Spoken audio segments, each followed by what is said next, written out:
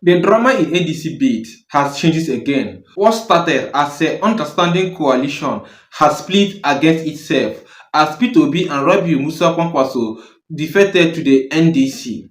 And Rufai Oseni of the Arise TV have taken this to another dimension. If this is your first time coming across our channel, welcome to NAIJA Prince News. Please do us a favor by clicking on your subscribe button and don't forget to on your notification bell. There is something no politicians is telling you that is happening in the country right now, and that's why we are here to give you all trending political stories that is happening in the country. Please, I would love you to pay serious attention to this video and make sure that you watch this video to the end. Chief, I have an elaborate theatres to make. A couple of things. Number one, I think it's going to be the beginning of more troubles for the NDC because the litigations will begin.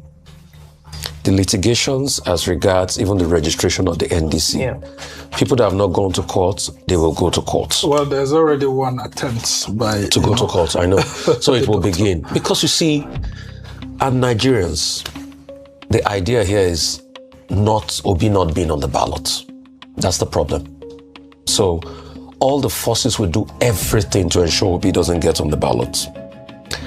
I do a lot of political mapping, and I know people that do political mapping. The ADC, APC, all the political parties have done political mapping. The only person that can give President Tinubu some push in this election is Obi. The first strategy is to ensure Obi doesn't get on the ballot. The crisis in the ADAC was just because of that. Secondly, the point of Obi is always pivoting to other political parties. Let us go back to what history says. Exactly what happened in PDP, why Obi pivoted, that's what exactly happened in the ADC. Atiku was not willing to ensure that the rotation convention comes to pass. Atiku was not supposed to run in the 2020 election after he had run in the last term of the northern part election in 2019. And that was why the likes of Wiki went up in arms. And that's why sometimes, even if I blame Wiki for not being a party man, he had some justifications in his actions. And that was why Obi left. Obi kept on saying that if you zone it to the south, I'll fight for it. So it's not that he doesn't like to fight. In the case of the ADC, please, before we continue, do me a favor by clicking on your subscribe button. Just the only way to encourage and support us. The Atiku camp had already hijacked most of the structure in the ADC. The state chairman we're talking about were already hijacked by the Atiku camp. Over the weekend, I walked the phone lines for my sources. I mean, we're political journalists. We walk our sources phone line. Most of it was already a fait accompli. So there was no way Obi was going to be able to thrive or get a fair situation in this election process. That's why he left. Yes, I know he tried to be cute about it by saying my elder brother Atiku is because of the court case.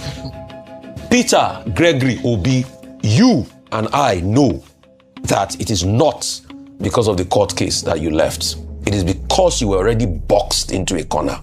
You can write a statement to deny what I said. It's your prerogative. And you know you were already boxed into a corner. And because agreements were not listened to.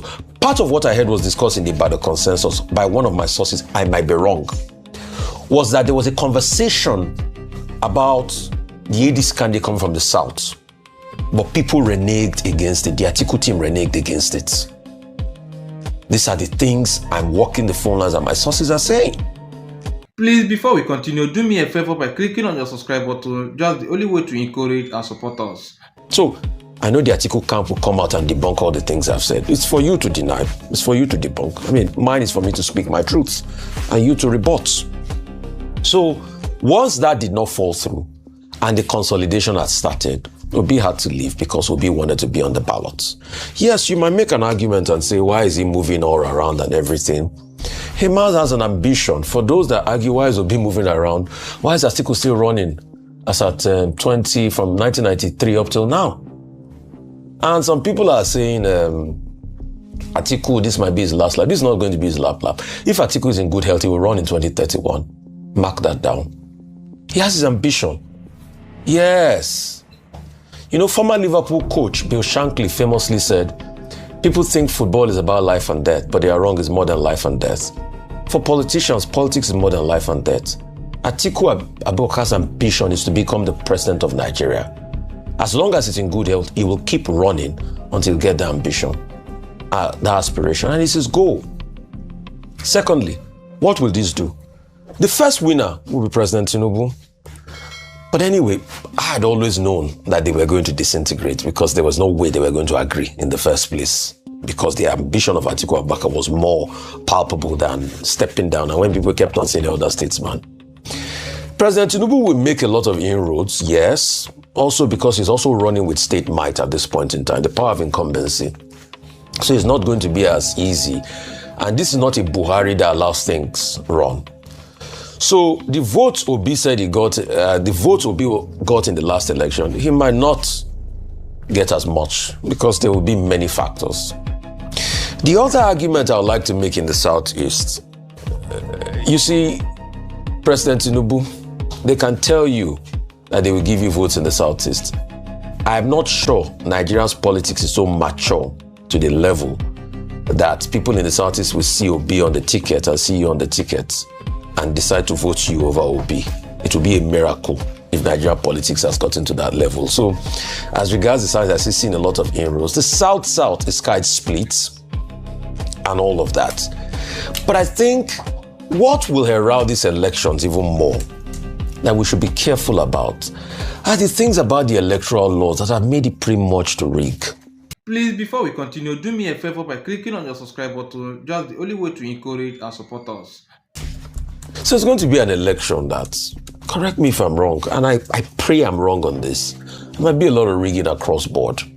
President Tinubu will retain most of his southwestern states, and it will be even split. But with this that they've been able to do, I think they just opened the door for a President Tinubu second term, easier than ever, which is a sad reality of things as we speak today because they can't come together. But let me even posit it further by arguing that if they were even together in the first place, would they have been able to beat an incumbent that knows how to use power?